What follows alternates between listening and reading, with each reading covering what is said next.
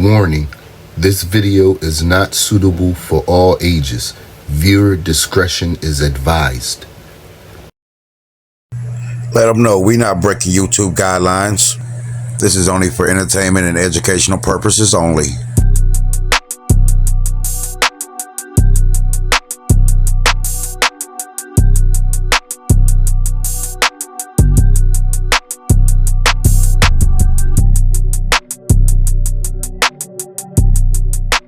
Say that. What's happening?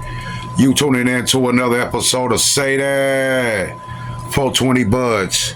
In this episode, we in a 4x4, and it is day 1 of week 5 for these ladies. We got about a few more weeks to go, and at this point, I can say not all is good, not all is bad. Well, we definitely going to get into that. First of all, let me say congratulations to our first giveaway winner. Say that. Yeah, we got many more to come. Make sure you email me. My email is in the description. Get a hold of me. Give me your information so I can send that out to you. Hope you enjoy it. Keep me updated. Say that. Now let me thank all my new subscribers. Appreciate you for coming through. Coming and rocking with us. Say that. Hit that subscribe button. If you ain't already, hit that subscribe button. Come on in and join us. We got 7 plants here, 6 in 2-gallon pots, 1 in 1-gallon pot. You're going to have to go back to watch the beginning of the series. I'm not going to really go through that one real quick. I know I could have went bigger, this and that. Yeah, it's a lot of ways you can do your plants. It's all about how you want to do it. But introduce what we have in here. We're gonna go with the 3 up front. This one right here, it's Blue Widow by Canuck Seeds. This is a GG4, also by Canuck Seeds. And this one over here, I'm believing it. If I didn't get it switched up, we'll know in the next couple weeks. All right, here once I do a little rub down on it.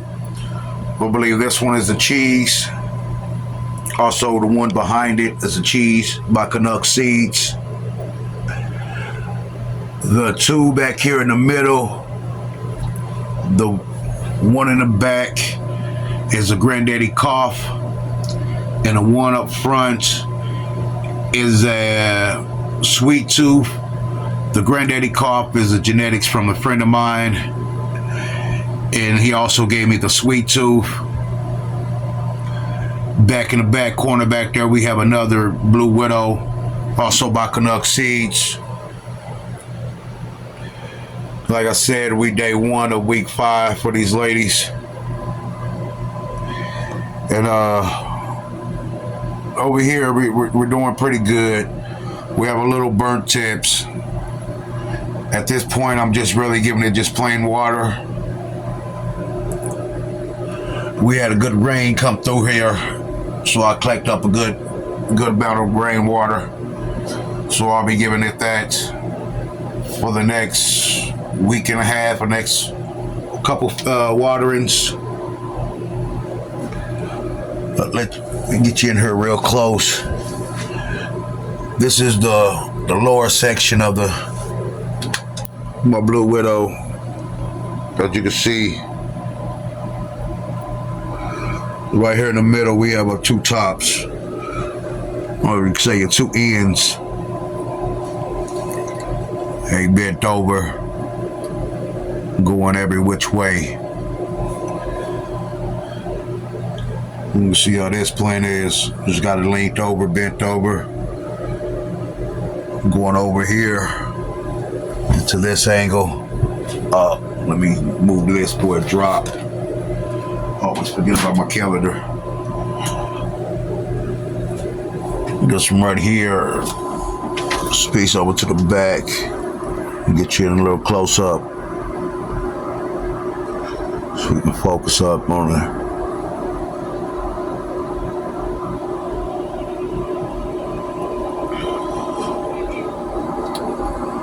She got like a skunky, like musty smell. A very fresh smell on her. This nug right here. Well, that's gonna be a good little nug. I can get you some decent shots of her. Then we go over here to the Granddaddy Cough. Like I said, this is a friend of mine's genetics. He's been working on just running it out, testing it out for him. Don't know how I got a hair way back here. That's crazy. It ain't even my hair. I don't even want to be in here. Say that. What else you see on her little structures? How she looking like back there? I need to come in here and remove some leaves. We're doing somewhat of a lazy man method, or I'm being lazy. Then we got our sweet tooth, which is our problem child of the bunch. This is what's giving me problems. If you let me get up here above the light. Okay. Yeah, this one. He said he had, there was some seeds he got. I guess pretty much bag seeds from a genetic he grew outside, and I think somewhere she turned out on me or somewhere, or she got little nanners. Don't see anything, up top, but she is giving me signs. She has some seeds, if you can see right there. There's one. And then I also noticed one right there, bam, big as day. So that's going to be a bummer of the bunch. Also over here with our cookies, our cheese, we're going a little nitrogen or a little magnesium problem. I've been giving it calcium or the CalMag, and this one is really giving me a funky look. They can see the back of her. See how my stem is looking. I think it's more of a CalMag issue. But if this was the cherry cookies, like I'm thinking, over there in my other tent, when I did the last run I just did with her, she was doing the same thing. Let's see if I can. Yeah, this one is the cherry cookies. I don't know how I'll keep getting them all mixed up. Definitely got to make sure I label everything. But yeah, like I'm saying, we're going through a lot of little CalMag issues over here.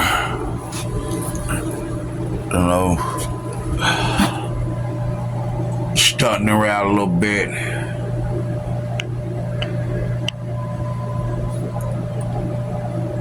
But like I said, I'm just giving her the rainwater for right now. They got fed. We'll say last week, They got fed. So it might be due for another feeding. But right now I'm just gonna flush them out a little bit. As you can see what my tips is looking like. I don't want to pump them up too much. Also gave him a light top dressing with Gaia Green. So I'm hoping that'll break down and take me through the run, because I'm kind of short on nutrients right now. So I got to stock back up. Hey, always taking donations. But got to stock up on my nutrients. So I'm kind of hoping the rest of the Gaia Green is going to take me through the rest of my run. These over here, we only have a couple weeks left. Over here, taking these to week 3. They're more of an earlier flowering. Also, the GG4 is a fast flowering strain. But I'm going to take that to week 9 with the rest of these.